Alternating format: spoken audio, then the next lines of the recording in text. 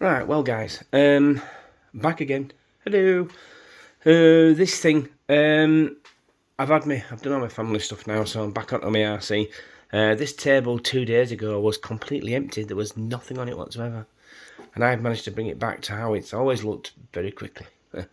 Right, so what I've been doing, this is the third time I've done this video now. I can't condense it, so I'm going to be as concise as I can. Right, I'm restarting this from scratch. Redoing the chassis rails from Big Yellow.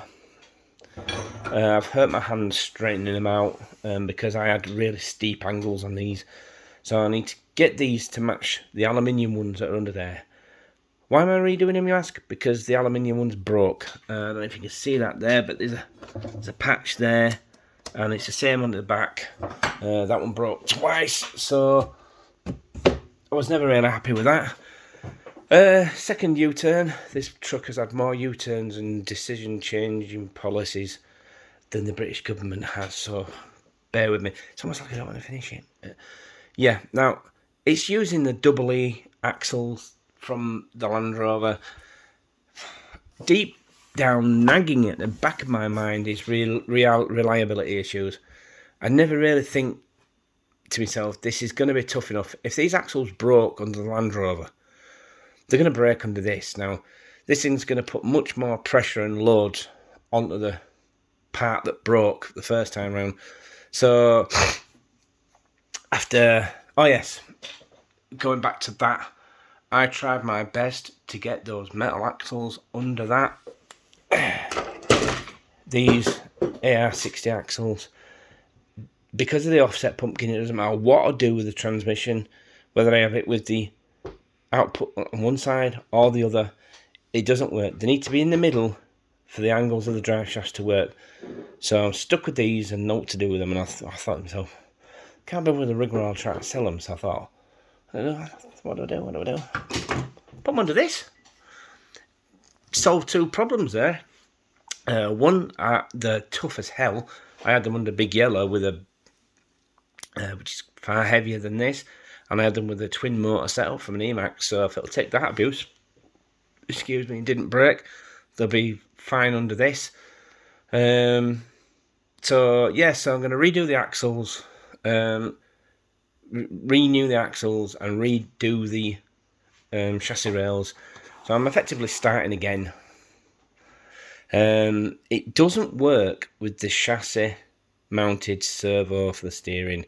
That's basically, I've had it out twice now, and that was the problem. The chassis mounted steering, there's too big a gap. I can't get it low enough on its setup that it's on for that to work. So these are on axle, so that solves that problem. It solves the reliability problem. There's more weight low down, so it solves the wibbly wobbly top heavy problem. It just makes more sense to do it this way around. Plus, I'm using better parts, and it'll be a better build when I've finished for it, I believe. Now then, keen-eyed amongst you may have noticed it has a bumper now. I bought this on eBay. It is a Canyon FTX XL bumper.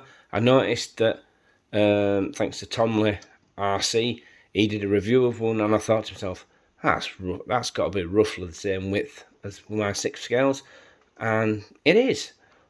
But there's this huge gap here, which I'm not happy about, and the bumper needs to curl backwards to match the rounded front. So again, I don't know. I only paid $6.99, so that's about $7-8 for it. Bargain. I can waste that money. I'll find a use for it somewhere else. I may use it as a template. I like this idea, this bar on the front. It's like, is it Stinger to call that? I may use it. It sits too high. Plus, I've sorted out all these bits of metal under there that actually looks. You're not really seeing it in this light. I should have done this in daytime, but that actually looks pretty neat. But the bumper sits too high. So again, not really happy with that. So what else have I been doing? Why is the table such a mess? I've been tyre swapping now. You'll notice it's not got these wheels on that it had when you last saw it. I had these are 2.2s. I'd stretched over this 2.8s. They look good at the right scale, but I didn't fancy gluing them on. As you can see, it's caused damage. So what do I do about that? Now, I'll show you. I mentioned it in the last video about them 2.2 bead locks that I've had for a long time. I've got one on the back of this to see what it looks like. Now, these wheels are going to go on this. I've tried them on every single truck I own. I've tried them on that.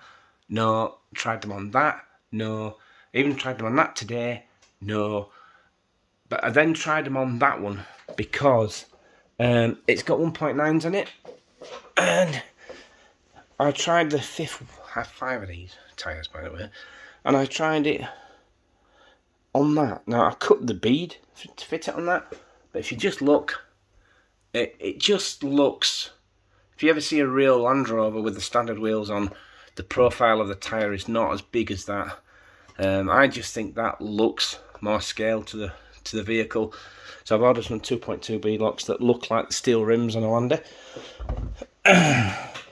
So these were literally no good. The wheels were no good on anything. So I thought to myself, I tried one on one of these. Looked ace. I thought I'd already decided that for reliability reasons, these axles needed to come off. You'll have to forgive me if it's a little confusing. I've done this video several times now.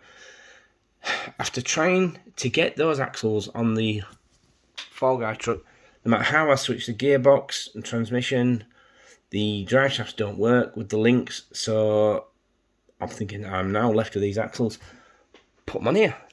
Now I'm redoing the chassis rails. I'm putting metal. I wanted this car to be light, but I've decided I want it to be reliable. The weight gain will be fine. I'll just get some new shocks later when it's all done. So I know these wheels with extenders fit on these axles. It was just a matter of the width. Now this track width is just a little wider than that, but given the aggressive look I'm giving it, that suits it. So it'll go from... This wheel just goes inside the arch. It'll just sort of come out a little bit.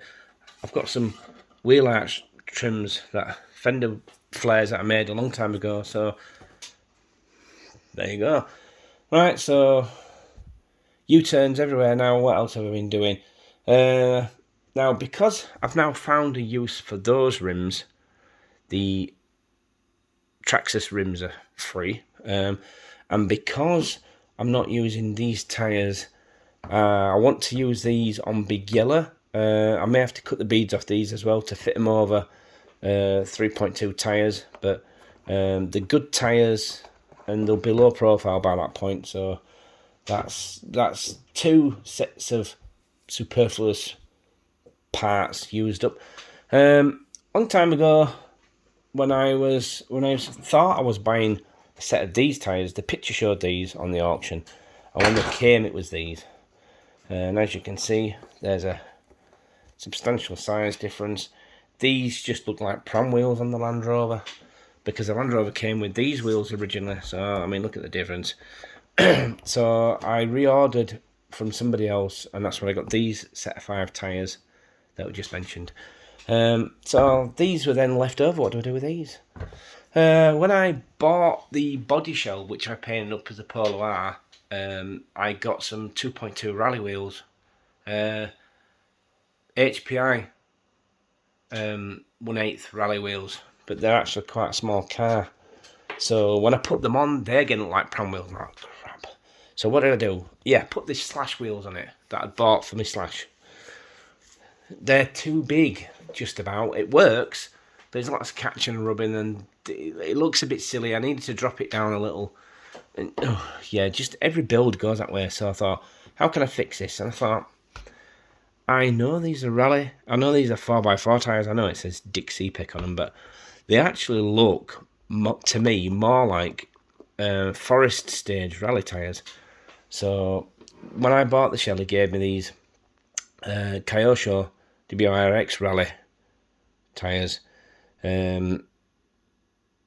So, but these aren't quite big enough either. So So the wheels that are on it are the same size as these, so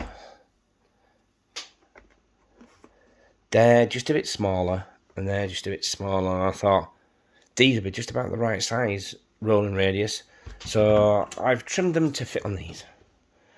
Now, alright, yeah, they actually in this form look a bit more like the Team Associated wheels that are supposed to go on that, so that's a win. It's a lot of work though. My hands are already sore from the metal work, and I've got to sand all these down.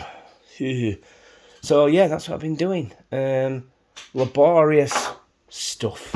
Some non-RC stuff.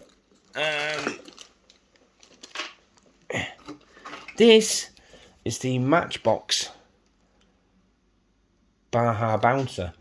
I've got a few of these that I've gained over the years. Now, that's what it looked like originally. That I painted when I was a child. This one I painted and I wished I hadn't done, but there you go. So I'm trying to make a little Hot Wheels sized replica of my Blackfoot. So I thought that don't look too bad. But I could do with more monster trucky wheels. So I bought these off eBay. Now the resin, it's not going to be a working model anyway. It's just going to be a like shelf static model with the little wheels. After really getting them through the bag, but I don't know if they're really big enough for it. They're definitely not as big as the wheels that are on it, but they'll look better. You're not really seeing them through that. They've got, oh there you go, look, they've got the tread on that are more like Monster Jam trucks, but like I say, these are 1/64 scale and so are these, but I could have done with them being just a little larger.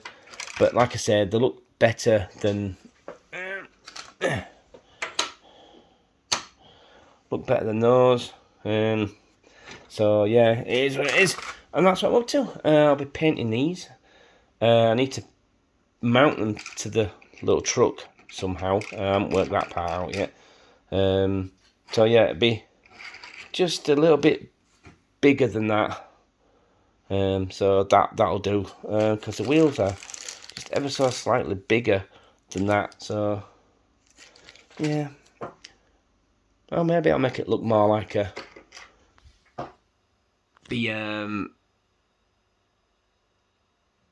can't remember what that one's called, the Ford Ranger. Anyway, so yeah, that's it.